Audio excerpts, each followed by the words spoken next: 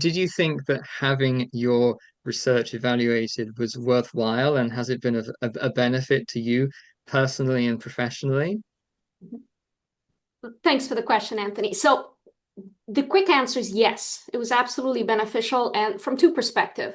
I'm part of a larger co-author team. There's five co-authors on this paper, some of whom are rather senior and have done this a very long time. And yet they found it very valuable to have feedback from two reviewers that, in a sense, were only professionally giving their best advice versus having a gatekeeping role or trying to figure out how to show the weaknesses of the paper for the purposes of, trimming the flow of submissions, as journal reviewers sometimes have to do. Um, and so we benefited from objective feedback that came from two very different perspectives. And I think that was a strength, that the two reviewers were not coming at it from the same point of view. And then, of course, I'm a much more junior researcher. And for me, this was the first time that we engaged, and I was Mm. part of an engagement in open dialogue that was all going to be out in the public view. And so you have to um, understand where the reviewers come from and also acknowledge that engaging in that dialogue is part of the learning process. And I think that for me was very valuable. And for us as well, we really appreciated your engagement and response. That's what we're going for, and we're trying to make. And this is interviewing you, so I'll stop talking. But we're trying to bring this discussion more out into the open and make it a part of the research process. Open discussion and critique of one's research. Anyways, sorry for butting in there. Ah, no worries. Is it something that you'd want to participate in again in the future? Yes, absolutely. So I believe, and you will correct me if I'm wrong, I believe the way you came across the paper was when we released it as a working paper with NBER. And so Correct. it's an interesting question of when a paper gets reviewed through such a public dialogue, because an NBER working paper is not necessarily a final draft, but it's also not a very early draft. It's somewhere in between. Um, and I think I would be very interested in having future working papers of mine evaluated. But I'd also be interested in being a reviewer. I think it's an exercise in being intellectually honest. And we need that. And we benefit from that overall. And I, look, proof is will be in the pudding when the paper, fingers crossed, gets published, Mm. hopefully soon. But I think if you will look at the paper at the time, retroactively, you will see that it has become a better product as a result of it. And That, to me, yeah, that's that's great. the end outcome. Is it a better product? Yes. Is it worth it then? Absolutely. That's great to hear. I mean, we're all about improving the quality of research and improving people's understanding of that research and how much they can trust it for their own research or for policy purposes. As well as I think in the long run, we'd like evaluations to serve as a unit of value on their own. But for now, we definitely understand that, the journal publication is the thing that people look for in their careers at this point, and probably what policymakers look for to the extent they read this work. Yes and no. If I may, and again, with the caveat of being relatively new to the discipline of being a researcher. If we think back of how many working papers were hugely influential in the domain, say, of innovation, the innovation literature, you can immediately bring to mind, a dozen or two Mm. NBR type working papers that had not undergone the peer review process, that yet still really shaped what we do, how we do it, what we think policy implications are. So while surely publication matters, there's a point at which engaging in this kind of discussion, even outside the publishing process, is with a breadcrumb, because I think we do this all the time in conferences, but there's no breadcrumbs of it. So by breadcrumbs, you mean a public The public record? public trace Yeah, of who said what and what the response was and yeah. what the concerns were and how one thinks about addressing concerns and how nothing is perfect and you can't address everything, and where is the point at which it is um, effective enough at conveying a Hmm. unit of knowledge advance, right? Which, Hmm. because Hmm. I don't think we per se, certainly in the world of studying large data, administrative data, not running randomized control trials, not having complete control over causality, we can say we can advance hopefully 1 unit of knowledge, and maybe it's small, maybe it's larger in some papers. I actually think it's very valuable to engage in that process in a way others, rising PhD students in the process, can learn. What does it mean Exactly. to Exactly. engage in that review? What does it mean to respond? What does it mean to consider Hmm. or dismiss criticism? And how do you bring data to Yeah. consider or dismiss a criticism? Yeah. I mean, and we hope and are trying to encourage people to use these public evaluation. We call them evaluations, but it's like a peer review in teaching research and in their early research, even in early research careers. I think it's a helpful thing Yeah. to point to and to I see would, as here's what here's what issues people find valuable, here's what responses seem reasonable, and here's how yeah. people respond and talk and discuss things in a professional way, in a And I would way that say, focused on the research quality without any sort of ad hominem personal or positional. yes. And I would say you fill a gap. I was very lucky. I had faculty and mentors who were willing Mm, to do that by, I would be very honest, in the early first year in my PhD program, showing here's the paper as we submitted it, here's the back and forth with reviewers, here's the next submission, and here's the final product.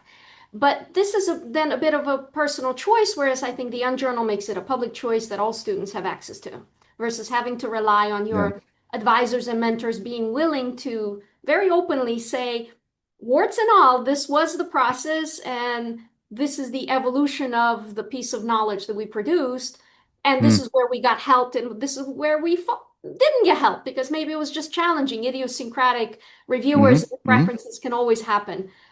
I think you democratize this because you make it Thank you. openly available for That's the everyone on the goal. internet. That's the goal. And just to come back to some points you said, you mentioned that NBER papers are in fact influential. Journalists cite them. I suspect that they're cited in policy. They are very prominent. And I think it's good to have some feedback, public feedback on them early in the process, especially in your field and especially in the time of we're sort of having rapid technological changes. So knowing about innovation is kind of very important. But yeah, so and hopefully we provide that. And as you know, or maybe anyone who listened to this might know, it can take years, sometimes 6 years before between the working paper and the publication in the journal. And we hope to provide some feedback to that, but feedback in that time that people can, maybe use as validators in their careers. Say we got a very high positive evaluation in the Unjournal, applications for grants, and others can use as measures of the credibility of the work. Um, I, Absolutely. and I feel like I'm talking too much. I'm sorry, but I'd like to also what we claim is that, and I think it's fairly accurate that the Unjournal's public evaluations are probably the strongest example of publicly available something like peer review in economics. But if you know of other, I mean, I know there are some other initiatives, and if you know of others, we're happy to. I do not. The closest I ever came across to would have been a oral evaluation one receives if you attend something like a REAR at Georgia Tech, where it's a very focused Hmm. group of Hmm. audience members, 30, 40, 50 people that also study very similar things, not always from the same disciplinary background, not always with the same frame of mind. And so verbally, you will then collect this type of feedback. Hmm. But The unfortunately, it's verbal and it conferences, flies off. seminars, yeah, exactly. And Right. not everyone has the Right. same access to those, especially if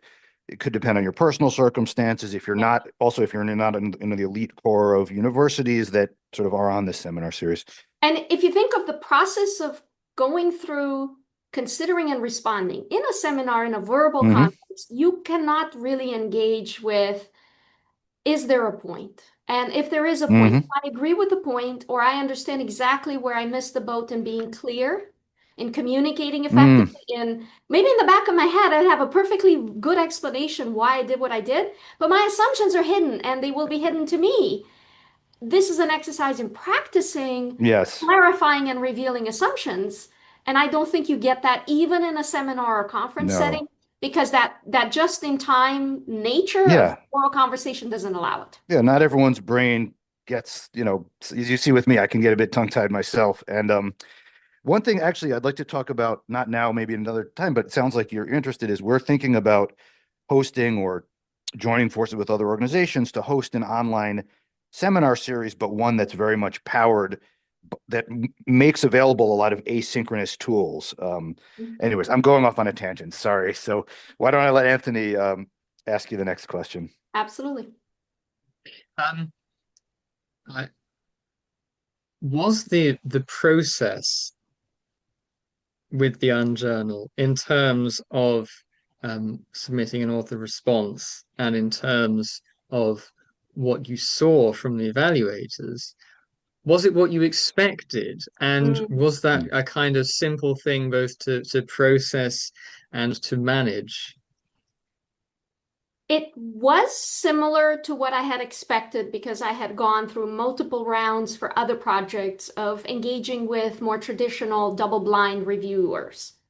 Um, I had I had two initial, not concerns, but questions, being the first time I was engaging. One was, is the quality going to be good? Are the people you select to provide feedback going to, and this is a idiosyncrasy of this particular paper. It's a complex, large, complicated data project with a lot of moving parts, a 60 plus page appendix. It's not an easy read. And so I was wondering, are they going to take the time, understand, give feedback, and provide the kind of developmental pushback that will be helpful?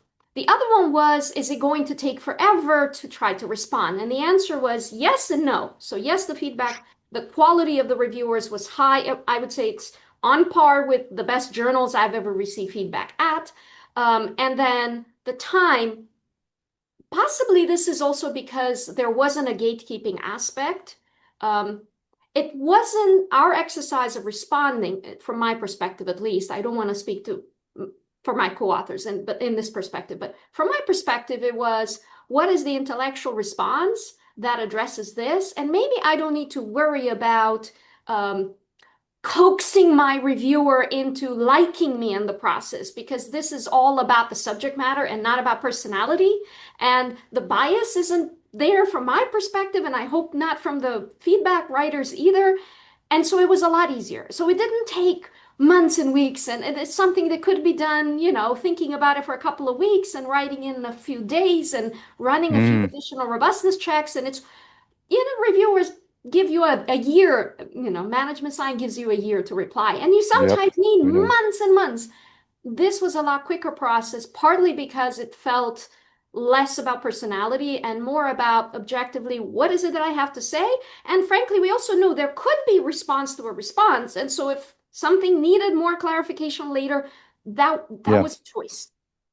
Yeah. And I like to see research. I mean, it doesn't always make sense, but I do like to see research as a continuous process, coming back to the same work over a period of years, which I think, you know, the the the economics discipline field does a pretty good job of doing, because we have these very high value publication targets. But anyways, the other thing I wanted to respond to, and I appreciate, is you responded in a way that didn't require, I mean, when you respond to a peer review at a journal that where your career depends on getting into this journal, and it's a 0-1 thing, there's no, we got a better rating, a higher rating, we got to express our response.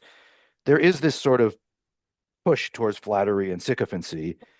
And you know that your response itself is not anything that's going to be made public or be part of the conversation or even help your career. So you're only, in a sense, at least incentive wise, your only goal is just to convince that reviewer. Whereas in our case, you pushed back on some of the things they said, corrected them on some things, said, oh, this, did respond that this is something you're going to incorporate. And I think we're able to be more truthful in the sense of, expressing your true understanding of the case, and knowing that that was going to be made public and others could see it. It could help you, well, both communicate your ideas and thoughts and convince people. If people read your response, who are interested in your paper, either at a journal or policymakers and grant makers or other researchers, there was some value in the content of your response. Yeah, so I think you're careful to say things you genuinely believe. And you're also not wasting time worrying about impression management in a sense of, I need to say things for the purposes of making you think I think you're brilliant as a reviewer. Yeah, yeah, yeah.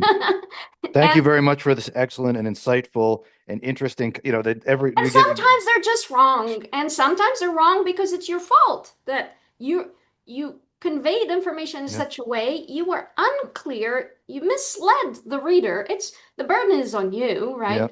I think we need to assume good intentions for the reader always.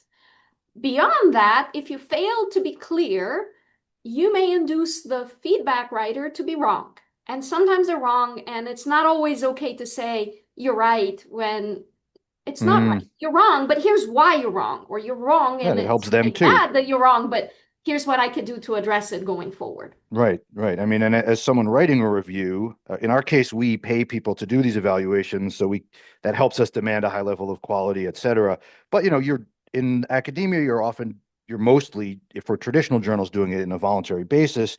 You want to get something out of it too, and it is nice to if you're unsure about a methodological or a theoretical issue, to have the author come back to you and say, no, actually, I think this is the way it should be done, which maybe they don't feel comfortable doing if they're trying to get on your I good would side. imagine that there's heterogeneity in that comfort by level in your career, by how much Yeah, stakes you have in it.